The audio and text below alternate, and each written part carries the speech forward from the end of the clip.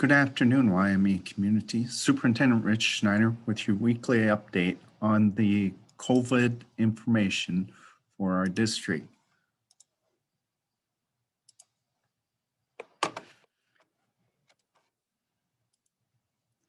As you can see, the numbers continue to rise in many of our areas. Chippewa County did go down. This is 1 week or 2 week old data, but it's a 14 case and it's the most accurate information. This puts us with our increase from 40, now puts us in the middle of recommended distance learning for both buildings. This information is the number of counties in each range, and this shows that we are shifting far to the right, which is what has been reported in our news outlets, that the community spread is happening throughout the state. This case data here kind of shows you by zip code what is happening. Granite Falls saw some increase, can be a little bit more than Granite Falls. Montevideo, after a little bit of a slowdown, took a pretty good increase again this week. This is our daily situation update. So that showed us what happened yesterday. Over the past week, though, a couple areas to really highlight here. You can see Yellow Medicine County increased their cases by 65, Chippewa by 85, and Renville County saw a significant increase in 105. And that, just so you know, I looked at those again today. It's pretty consistent today, except for Renville County saw another large increase today. Active case data tells you how many are active in our county in the last 14 days. This was updated yesterday. So in comparison to the week before, Yellow Medicine County grew by 1. Chippewa County went down last week, but then went back up again this week. Lackaparra County went up this week significantly, and Renville County went up significantly. And this is active case data. That's not total data. Here's what's happening in our buildings. So we're in distance learning right now. So in our middle school, high school, we're aware of 13 cases. This was as of yesterday that are active in our middle school, high school amongst our students. That works out to roughly 4.2% of our student body in our middle school, high school. And at BRE, we are also at 13 positive cases, which works out to a little bit short of 5% of the elementary population or enrollment. This shows you then what the 14-day case rate is from the Department of Health. They reported to us yesterday. Yellow Medicine County 84.11, which put us in that recommended distance learning. Chippewa County is at 97.42. Based upon what we anticipate for next week, we anticipate Yellow Medicine County will continue to grow. That'll be a pretty accurate number there at 114.81, and Chippewa County will also start to go back up again. Expected, so in 2 weeks, we're anticipating Yellow Medicine County to start to go down a little bit, at least for the time being, and Chippewa County should, or by our estimates, is likely to continue to increase. We have put together a dashboard for you folks, and we'll get that on our website.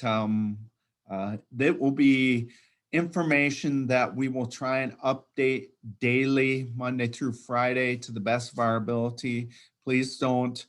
We may have to shift to 1 week at a time, especially as students get back in our building and we get very busy with many things. We'll also include some information on the recommended learning model so you know what those numbers mean, and an explanation about these are not the sole numbers that we should be considering. If you continue to look here at my screen, if I can get it to open, this is what that county or that dashboard looked like yesterday. So good information about our current situation with active positive cases, and these are right in our building, and when I say in our building, we're in distance learning, but they're impacting our building directly. New positive cases in the last week, and then the total number of staff and students that are in quarantine. Also, I'll put out some information, hopefully later today, about some free testing that's available, saliva testing, and then another location. Hutchinson is going to stand up at their National Guard Armory, a testing site. So those are great opportunities for you.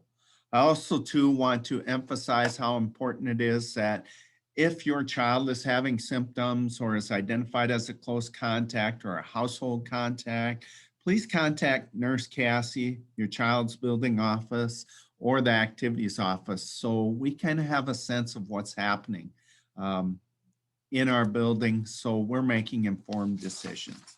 And then I just have a few things that I want to emphasize with our families. Please know that we are constantly looking for more ways to analyze and identify timely and valuable information so we can make the best decision with as much information as possible. We know our decisions make it difficult for you as families, but we hope you know we are trying to do what is best for the safety of all students, parents, staff members, and community members. We know these decisions also impact several people. Unfortunately, sometimes that means we cannot do some of the things we enjoy. And so please keep that in mind. We know we'll have to pause some of those activities because of it. Last evening, one of the major discussions surrounded activities and whether to continue them. As you likely are aware, in communities such as Marshall, Murray County Central, Caledonia, Faribault, and others, the school has ceased activities. In Marshall's case, they continue with varsity football and volleyball, but they ceased all lower level activities. Murray County Central decided to continue with football and volleyball, but are not starting any winter sports. We have some winter sports that will be starting next week. That is something that concerns me as we end this one season and go into another. We are getting an opportunity to participate. Let's not mess it up by making poor choices. So I want to remind you of a few things when I talk about that. First of all, although activities are important because we want our students to be able to do some things, we also believe that we can do it as safe as possible. But we must do what we can to help keep everyone safe. If forced to make choices, unfortunately, I think we should prioritize education for all students, right? So any mistakes we're making in those activities or our behavior in those activities could impact our education. Secondly, although our compliance amongst our students and families is good, it also has room to improve. Please do not put us in a spot where we must shut down like what has happened last spring or what's happened in some of those other communities because we are not doing or complying with the expectations. I have had to personally speak to students, including athletes, about wearing face coverings. This should not be debatable at this point. It's something that can help us in reducing the spread of the virus.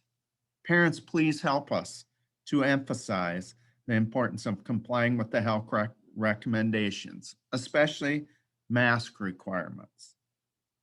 As I end this video, I want to emphasize the importance that nothing you haven't already heard but bears repeating.